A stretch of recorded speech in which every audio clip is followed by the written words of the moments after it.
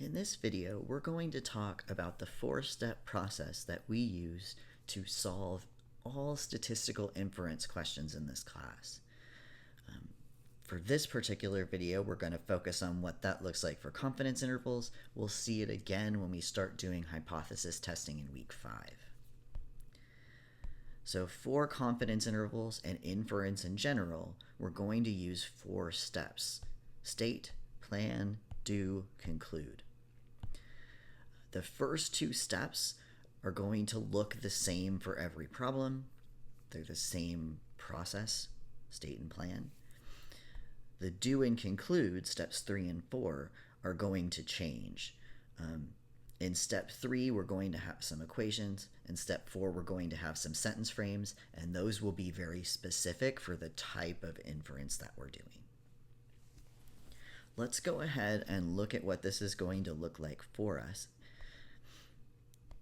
We'll start with the state step. So in the state step, we've been doing this already. This is the step where you're identifying and labeling everything that you were given in the problem. So if you were given a sample mean, you're going to write it down, you're going to label it with the appropriate variable label, x bar.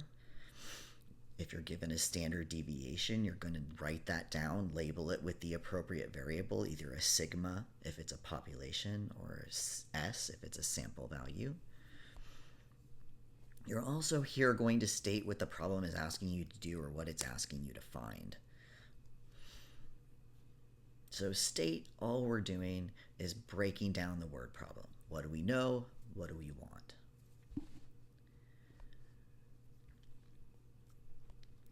The next step is the plan step, and luckily for this course it's not too involved. So first you're going to identify what method you're using to solve the problem, and this is dictated by what you were asked to do in the state step. So if you finish the state step correctly, plan step should follow naturally. For each type of question we see, we have a method that goes with it. You're just identifying the correct method to be used. You're also going to find any relevant values that were not given in the problem. For example, in our last video, we learned that our confidence intervals depend on a critical value. The plan step is where we would go find that. In the real world, in higher order statistics classes, in lots of other situations, you would actually need to perform checks to make sure that the method that you want to use is appropriate to the set of data and situation that you're analyzing. For this class, we're going to assume that the conditions have been met, but if you are doing this as part of a larger research project, you would need to look at those conditions.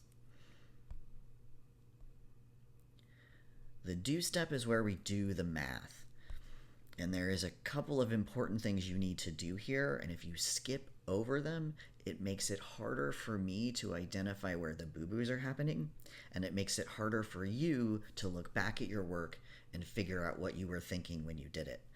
So it's really important that you write down the appropriate formula for the method that you identified in step 2.